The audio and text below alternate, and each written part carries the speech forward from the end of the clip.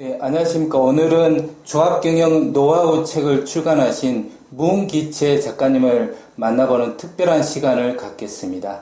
예, 안녕하십니까. 네, 반갑습니다. 이번 인터뷰는 출판 기념회 겸 이렇게 인터뷰를 진행하게 되었습니다. 이 책에 대한 자세한 내용, 작가님 부탁드리겠습니다. 네.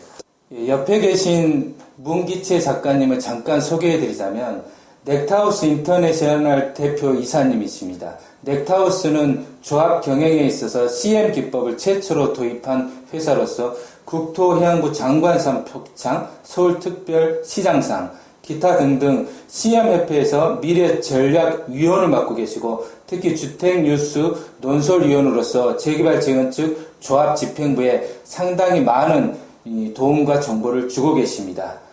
또한 이번에 출간한 조합경영 노하우 책을 통해서 조합집행부에 가장 필요한 상품 개발의 중요성과 설계 도면에 반영될 시공사와의 조율 문제, 기타 등등 이번에 고독 시형에 이번에 출품하셨죠?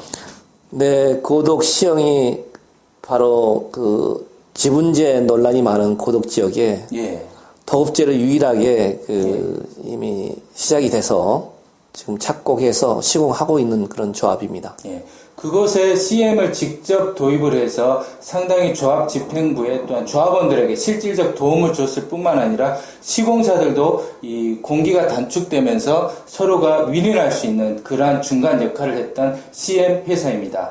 예. 인터뷰를 진행해 보겠습니다. 예, 작가님, 이번에 조합경영 노하우 책을 출간하신 특별한 이유가 무엇이죠? 네. 저도 이제 재건축 재개발 조합에 벌써 10년 차가 됩니다.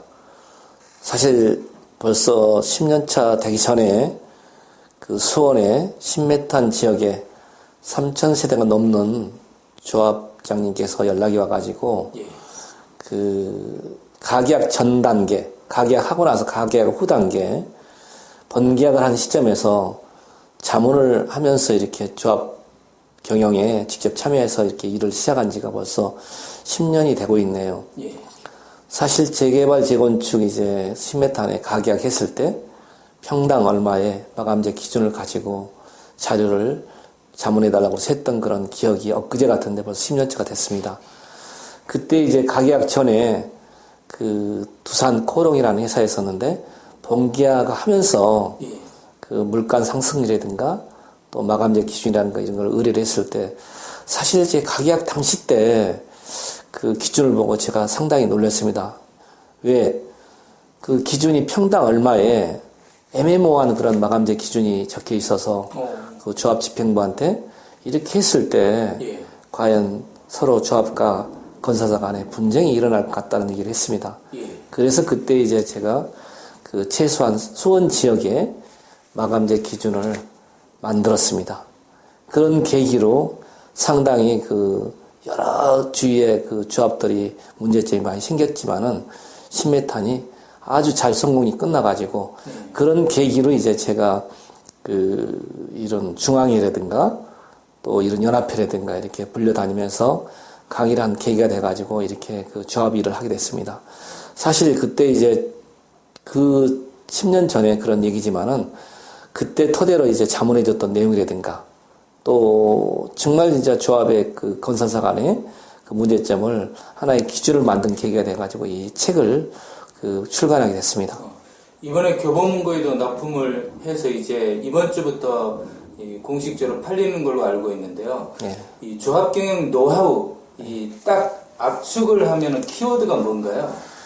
글쎄요, 뭐 노하우라는 그런 부분이 이제 뭐 여기도 또 키워드가 알면 돈, 모르면 독이라고 했는데 사실 이제 이런 그 책 내용에도 이렇게 기록이 돼 있지만은 정말 그 갑과 을에 갑과 을에 정말 그 갑하면 조합이고 을하면 시공 그렇죠. 네. 어떤 시행사가 갑이 이제 조합이라고 볼 수가 있고요. 을하면 이제 건설사라고 하는데 모든 계약이 그 개인 계약이라도 누가 보더라도 객관적으로 이거는 참 객관적이다라는 내용을 알 수 있어야 됩니다. 그런데 이상하니 그 조합의 어떤 갑과 을의 계약서를 보면은 정말 특히 그 이제 공사 단가, 예.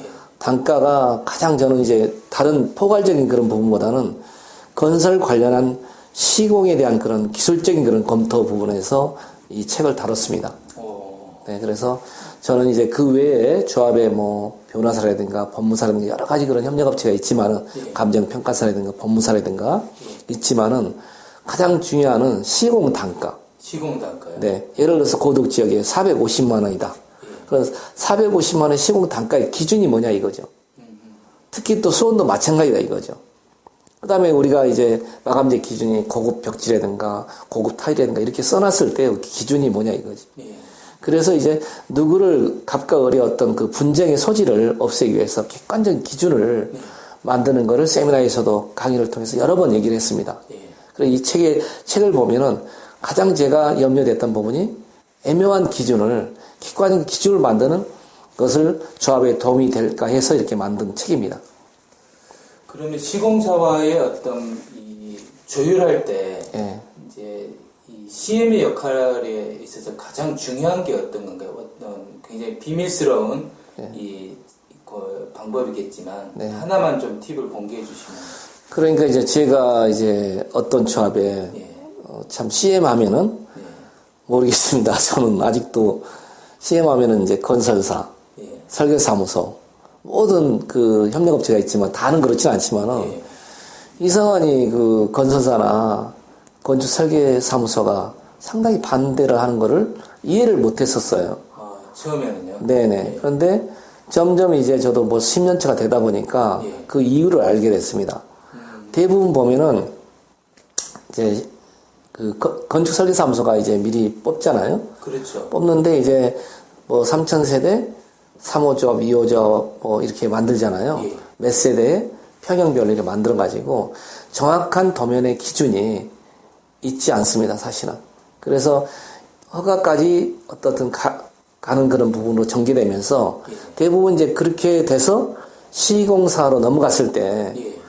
시공사에서도 3호조합, 2호조합 부분이 우리가 분양가라든가 판매가 또 잘 돼야 되잖아요. 예. 그런데 시공사까지 검토해 보니까 이 도면 가지고는 도저히 그 판매할 수가 없다라는 그런 부서에서 나오니까 설계 변경에 들어갈 수밖에 없습니다. 그래요? 네, 그러다 보니까 이제 설계 변경에 따라서 지연이 되고 또 그러다 보니까 조합 간에 또 설계 변경이 되니까 어떤 여러 가지 비용이 틀려지잖아요. 이런 부분이 상당히 그 문제가 되더라고요. 그래서 저는 이제 그러기 전에 조합에서 정말 잘 팔리는 상품을 건축 설계와 우리 실내건축 CM과 접목을 해가지고 예. 정말 조합원들이 그 정도 판매되겠다 그러면 당연히 소비자도 일반 분양도 잘 되지 않겠냐는 생각을 갖고 있었던 거죠, 저는. 이제 그런 부분에 대한 부분을 알게 됐습니다. 그래서 지금도 변함이 없습니다. 똑같이 조합에 가가지고 정말 조합원들이 만족할 만한 그런 상품이 뭐냐. 예. 몇 평형대를 원하느냐. 조합에서 이런 상품을 만들어가지고 그 기준을 만들어가지고 건설한테 단순 공사로 예. 또 분양을 할 수 있는 그런 그 부분을 서로 협력해서 가면은 그나마 진짜 시행착오를 없이 공기 단축을 할 수 있지 않느냐라는 생각을 갖습니다. 예. 그런데 제가 어떤 조합에 이제 그 저의 강의를 듣고 일을 하는 과정에서 예. 그렇게 얘기를 하는 거예요. 정말 렉타우스한테 정말 너무나도 좋은 걸 도입하고 싶은데 정말 시공사에서 반대한다는 그런 얘기를 듣고 그래요? 글쎄 저도 이제 아직까지도 그런 부분은 점점점 고독 시행을 하면서 이제 서로의 우리의 그 진실된 그런 상품 개발의 아이디어라든가 또 조합과 건설사 간의 중간에 그 역할을 하는 부분에서는 정말 인정을 했는지는 모르겠지만 굉장히 유일하게 고독 시행의 도급제로 삼성 현대 조합이지만은 지금 잘 가고 있습니다. 다른 것도 많이 가고 있는데 뉴타운이 뭔가 경기 불황으로 좀 지지부진하면서 지금 안 가는 분이지 여러 곳의 사업을 완성한 곳이 많으시죠? 예. 대체적으로 어디죠? 지금 저희가 그래도 그 고독 예. 전에 준공에서 표창까지 받게 된 조합이 예. 신메탄 조합 예. 3,000세가 넘습니다. 그거는 부산 코어로입니다. 예. 거기에 유일하게 실내건축 CM을 도입했던 조합입니다. 예. 거기도 똑같이 그 건축 설계사무소에서 만들어 놓은 그런 유니트를 예. 좀 더 고객의 원하는 유니트로 바꿨고 예. 마감재 기준도 만들어서 준공해서 상당히 조합으로부터 칭찬을 많이 받아가지고 표창 받은 조합이고요. 예. 그래서 그 조합을 보고 그 옆에 조합에 예. 천천 푸르지오라는 데가 있습니다. 2700세대. 그게 유명하죠. 네, 거기도 김춘수 조합장님이 예. 저는 뭐 알지도 못하는데 연락을 와가지고 예. 유니트 설계부터 준공 입주까지도 했던 조합입니다. 거기도 또 하여튼 그 끝날 때까지 저희는 업무를 보기 때문에 표창을 받은 조합입니다. 그러면서 뭐 대형 3구역, GS건설, 예. 또 지금 하고 있는 조합이 장애 19역이라든가 예. 고덕 7단지라든가 이렇게 지금 열 몇 개를 지금 하고 있습니다. 그럼 그 10년 동안 해왔던 현장의 경험이 이 책 속에 고스란히 어떻게 녹아 있는 건가요? 그렇죠. 그러니까 제가 이제 항상 그 얘기했지만은 조합과 건설 간의 계약, 예. 가계약도 계약이라고 저는 보거든요. 예. 왜냐하면 가계약 때 미리 뽑아놓고 본계약 때 뭐 조정하자라는 그런 거는 굉장히 진짜 서로의 트러블이 생길 수 있다는 걸 알았습니다. 가격 계약이 가짜 계약이 아니라 본계약이다. 그렇죠. 네, 저는 이제 가계약 본계약을 저도 뭐 이렇게 건설 관리 그 PMCM 업무를 보지만은 예. 건설 뽑을 때 예. 정말 조합에서 정말 객관적 기준을 만들어야 된다는 게 지금도 책에 수록되어 있지만은 예. 그게 중요하다는 거죠. 그래요? 그때 뽑아놓으면은 본계약 때 그대로 가면 됩니다. 예. 다소 좀 경미한 변경이 있을 수 있지만은 그건 가계약 때 뽑았잖아요. 예를 들어서 뭐 300만 원 뽑았다. 예. 본계약 때 물가 변동에 따라서 늘어날 수도 있지만은 예. 너무나도 차이가 지니까 총회 때니까 이제 여러 가지 뭐 우리 또 기자님도 말씀드리지만은 자 가계약 때 300만 원 공사비 책정해가지고 플러스 마이너스 이렇게 얼마만 주면 들어올 수 있다고 그랬는데 본계약 때 많은 금액이 올라가다 보니까 그렇죠. 예. 달라지면은 총회 때 통과가 어렵잖아요. 그렇죠. 관리처분 할 때. 예. 이런 걸 많이 느꼈어요. 그러니까 저는 조합 집행부에서 역시 집행부가 똑똑해야 됩니다. 그때 이제 정말 우리는 어떤 아파트를 짓겠느냐, 상품 개발, 건축 설계 있으니까. 예. 그 다음에 또 전문업체들이 있으니까 어떤 평형으로, 어떤 기준으로 질 거냐, 이걸 만들어서 건설사 뽑을 때 그 입찰 기준을 잘 만들어야 된다고 봅니다. 예. 그게 바로 본계약 또 관리처분까지 조합원들한테 신뢰를 갈 수 있는 방법을 이 책에 제가 부족하지만은 좀 잘 읽어보시면 충분하게 조합해서 준비할 수 있는 그런 책이라고 봅니다. 시공사 선정 총회 때 입찰 제안서에서 모든 것을 다 잘 받아야 된다. 그렇죠. 예. 조합에서. 예. 그러면 그 선정 전인 1년 전부터 뭔가 조합에서 공부가 좀 진행이 돼야 되겠네요. 그렇죠. 추진위 단계부터 예. 또 뭐 조합에 설립해서라도 예. 정말 조합 집행부가 정말 진짜 우리가 나라의 대통령도 잘 뽑아야 되지만은 정말 조합장님이 똑똑해야 됩니다. 진짜. 예. 그래서 입찰 기준을 잘 만들어야만 예. 아까 갑의 의뢰 계약한 뒤에 뭔가 조정하려고 그러면은 시끄럽잖아요. 나는 이거 아니었다. 너는 이거 했다.